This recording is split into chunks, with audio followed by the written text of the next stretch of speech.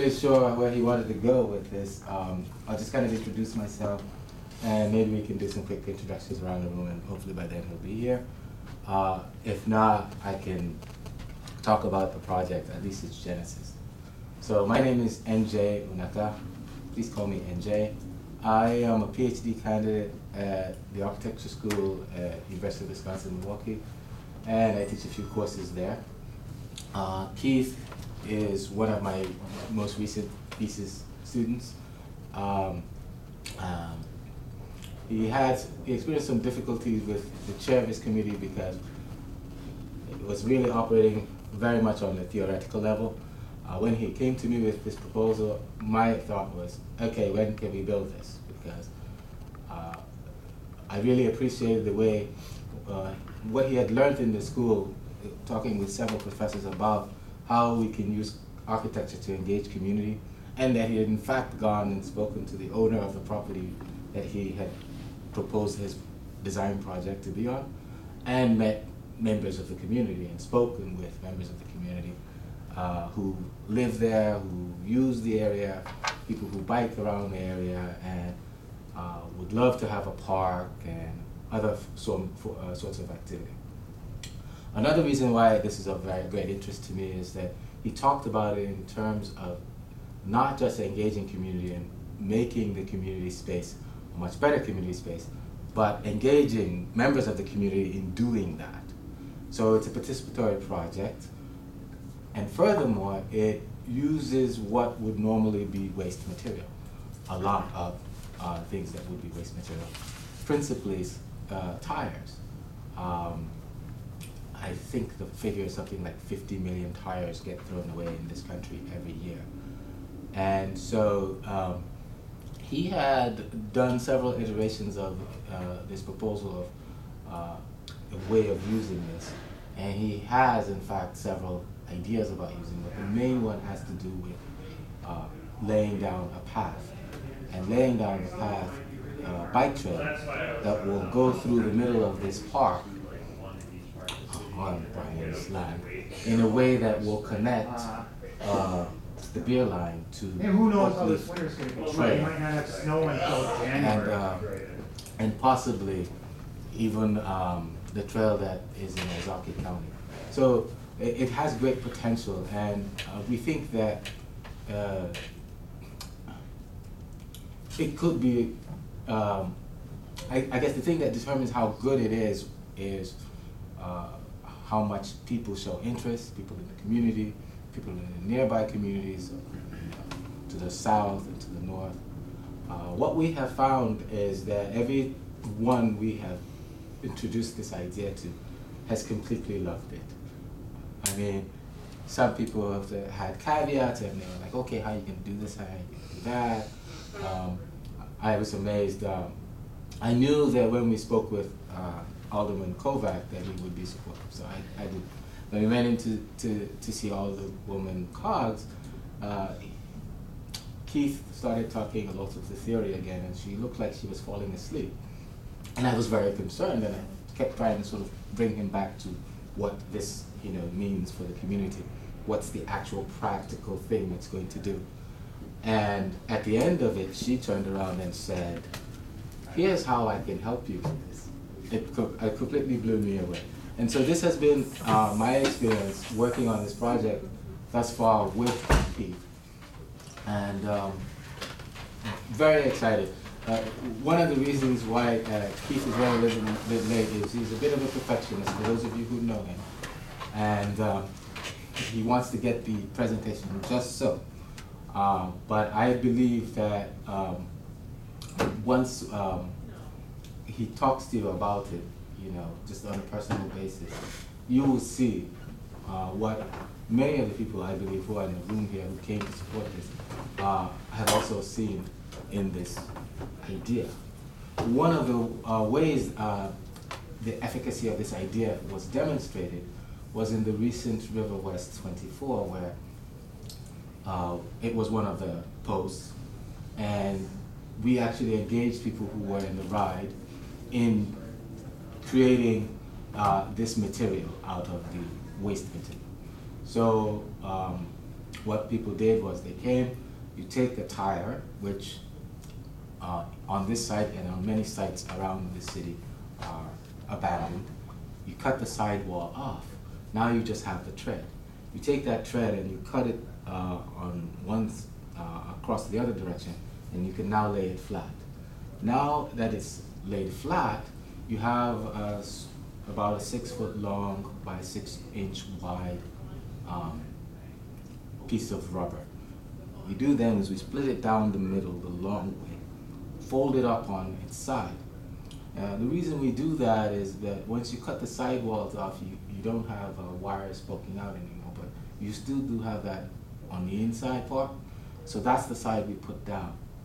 And once we sandwich them together and we rivet them alternatively, you get a honeycomb structure, which is a great, has great structural stability, especially once we fill it with gravel. And we are even contemplating, we built a few prototypes. We're contemplating putting even grass seed in it. And once you have this, if you have something that's about 6 foot by 6 foot, it's a great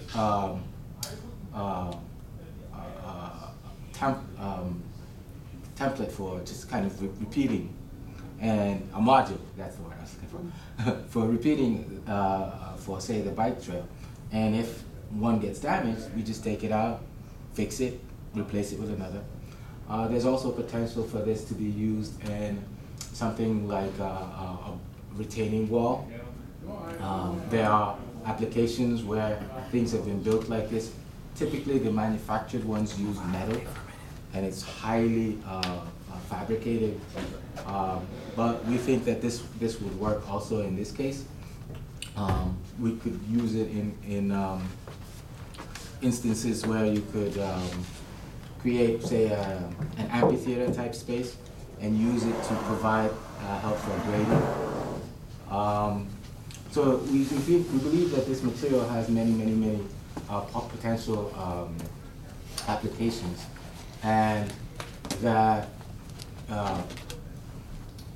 even though we are proposing, this main bike path as the sort of a catalyst for the rest of the park, and once people, and as I mentioned earlier, Keith has really started engaging community members, and the owner, of course, who is here, in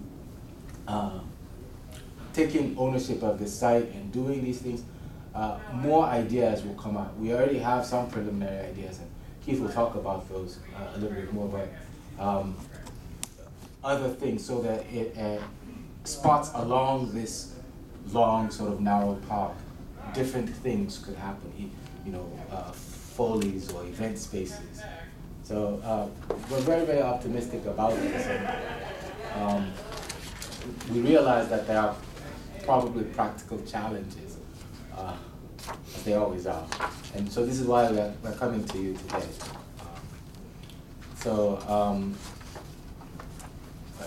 Before I hand off to Keith, do you want to do like a quick, okay, so again, my name is NJ Unaka. I teach a few classes at the architecture school, and I'm a PhD candidate at University of Wisconsin-Milwaukee.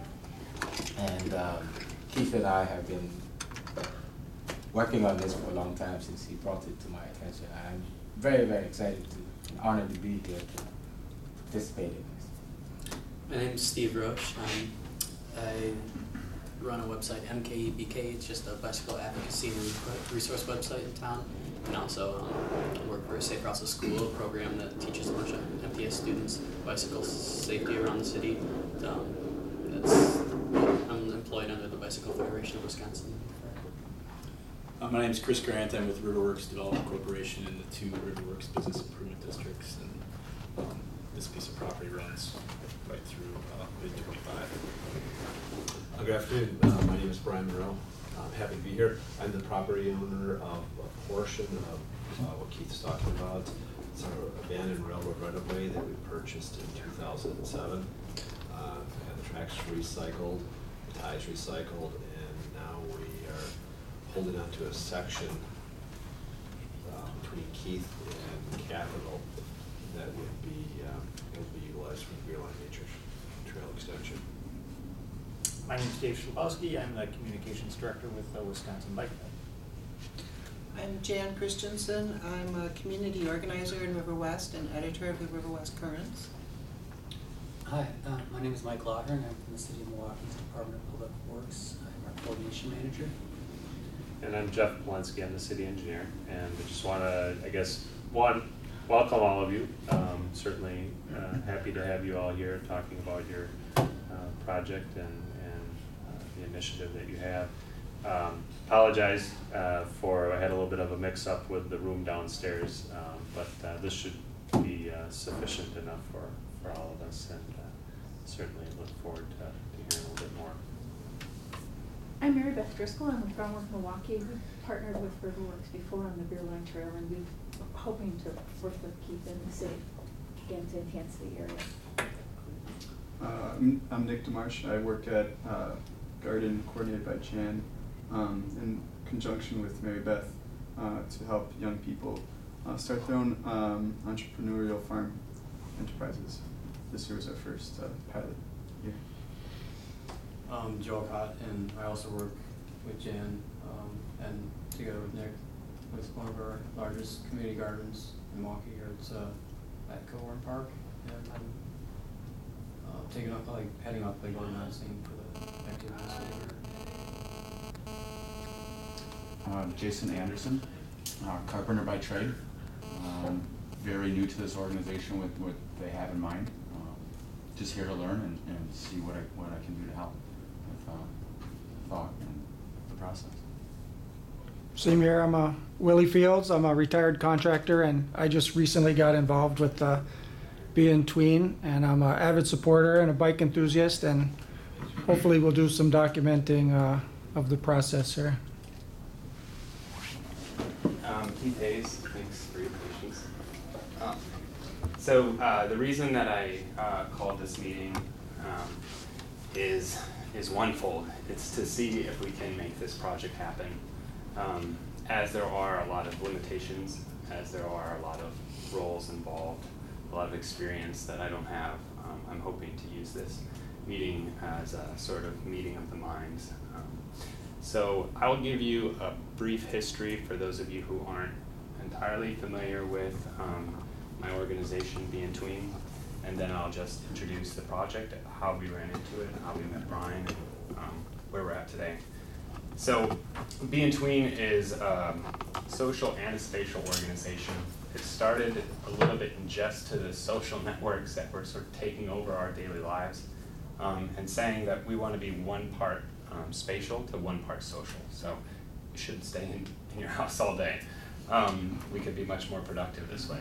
So it was, how do we then encourage people to do this sort of thing? Our first project, very briefly, was called the Coop Petition, and this asked different people in the city to build a chicken coop. There was incentive to build it all out of salvage materials, and we were fortunate enough to get 6 teams. Mary Beth's own Green Team was one of those 6 teams, the only one who didn't represent the School of Architecture, so it was a critical success. And her team placed 3rd. High school kids against graduates. Yeah, and so into their chicken coops, are like, who cares? Right. And so that was the first sort of thing that Be In Tween tried to do in a very active way to engage the community. And it was a resounding process. People that I've met in the city, partnerships, and people who sponsored the possibility of this to happen and to reward people with very little, considering the amount of time that they put into. And I should specify, this was a built chicken coop. It wasn't a design competition. So how do we continue to work with our hands? A lot of people are kinesthetic learners. I believe more and more children these days are. And so maybe we can then again find another project which is based in this sort of one-on-one, hands-on learning, low-tech tooling, so that it's accessible to most people with varying levels of education. So I guess that brings me to what I've probably told you all more than you want to hear about. our proposal for the artery. This is a very abstract representation of the existing beer line trail. I'm sorry, actually the beer line trail is not this stripe. Right here would be Keith. So Holton would be this one, and then Richards would be this one. So Brian's property starts right here at Keith and Richards and extends, I believe, 2.4 miles, nearly granting access to an extension of the Oak Leaf Trail. So that's the project, that's the area if you're not familiar with it. I'm going to step back a little bit and talk a little bit about how we located this project. And I'll try to keep it short and sweet. So when we started last semester, we were fortunate enough to participate with Francis Curé, an architect from Burkina Faso, who was awarded the second most prestigious architectural award in the world. It's called the Marcus Prize. They award $100,000 every other year. So what was very fortunate was being chosen to participate in the studio, especially given that I think his approach to building as a more relationship prior to construction approach to design and project realization is very similar to what we sort of identified as our initiative. We're calling what we do social construct. So it's sort of a derivative of the design build, that we want to build the relationships first and then allow that to be the engine of the design of the projects we hope to realize. We find that this would be much more suitable for the buy-in of communities that maybe aren't the type that we grew in, so we can really start to address some of the underserved areas in Milwaukee. So we had this premise, you know, go look at 26 tracks around the city of Milwaukee that have to be on the perimeter and see what you find. So we traveled them, we spoke to people, we documented. What followed that was a series of analytical investigations of some of these areas. The nature of this investigation was designated by track, so it was very easy to absorb all kinds of census information, which very quickly reinforced the level of segregation that exists in Milwaukee. Our path went down Capitol, south on 35th, cut over at historic Mitchell. And those are, the beginning of that path is where we see the major two divides. Chris, you're very familiar with Riverworks sort of being in that buffer zone, which is mostly an infrastructural border given the river and the rail that just slices through. But then it remains African American for basically around that bend, down 35th, and then becomes extremely Hispanic. And so we have these very large, sharp contrasts in certain areas. So this really drew my attention to those areas for personal interest and for the sort of ability to learn what is that be-in-tween area, why did it exist, does it still need to exist. So we took a trip out on our bicycles to this former railroad, and we just rode it back and we rode it forth. It was you know, not terribly hard to ride. There's some construction going on. This was long before my relationship with Brian started. And it was just like almost like a childhood fantasy, like when you realize that your world's bigger than the street you grew up on, that you're starting to see all these different parts, old industrial, historical things, the circus painted on the side of the warehouse on the existing Beer Line Trail.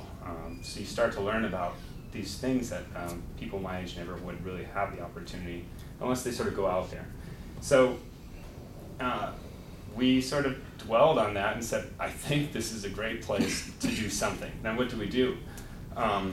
We continued to sort of embrace the experiences that we had each time because, like I said, we weren't entirely sure.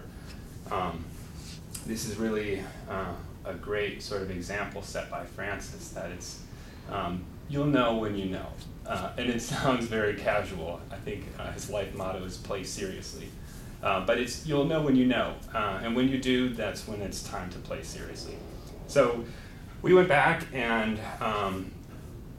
the second time, and we met a guy named Murphy Drummond who I think really wanted to be here. He got stuck in Green Bay today, but he's like the sort of signature guy with a very fictitious sounding name who lives just next to the corridor. And he thought that we were the ones leaving automobile tires, which for years has been a problem for him. And just as he thought, like, I got this guy now, he saw us like cutting them up. So there was some confusion, but the perplexity was enough to just generate a conversation. What we wanted to know is, what do you think this could be? Or what's your experience been like living here? He said, I think maybe 12 years ago, the Wisconsin Southern Line was still active, and so they had landscaping duties and things like that. He said now, no matter what they try to do, people will find a pocket in this park to dump the things, and it so happens to be right behind his garage, unfortunately. So this was something to us that was maybe a ticket to start to embrace this idea. What can we do? In this sort of economy, we have a lot more to do with a lot less. And so these partnerships and I think ideas like this, which at first were a little ludicrous, can begin to evolve over time. So we found the tires and we said, okay, it's a way to talk to people. It's I don't know what it is, a bad idea. My back is killing me. The school smells like rubber. But nonetheless, I'm a fairly stubborn individual, so I continued to sort of shelf it, but not leave it on the back burner. And in sort of doing these sorts of things, there was a small reward that at least we were taking things away from people who would otherwise have insect issues with the water contained in the tires and things. So we had a review at the end of the semester, and that was that. This was an academic project.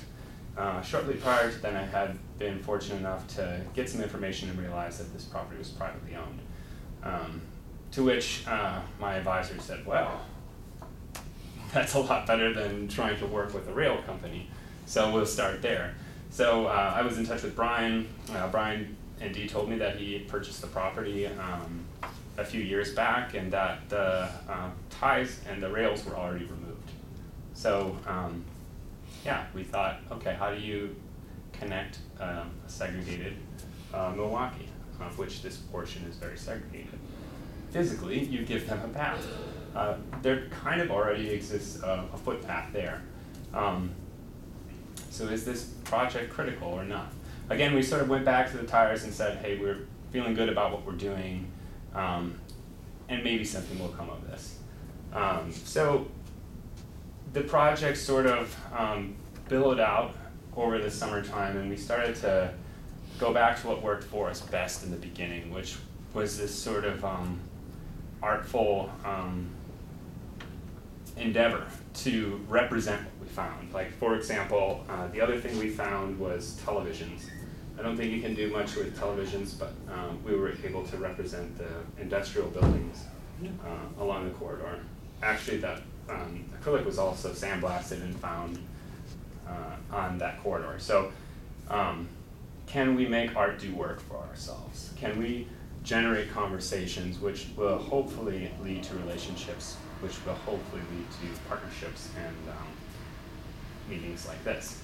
So that's sort of where we landed midsummer. We've met with Steve, who is hosting the final underwear bicycle ride of this season tomorrow night, if anyone's interested. It's going to be a little chilly.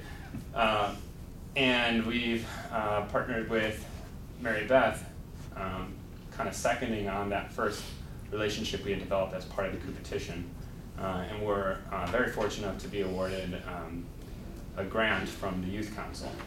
So it was that sort of time where we began to legitimize, at least in our eyes, that we weren't the sole believers of this project. Brian's been been extremely patient and supportive, given the enthusiasm, which I think at times might have been a little over the top. And so we're at this point now where we now understand that the city, thanks to Mike, does have the money to finance this trail.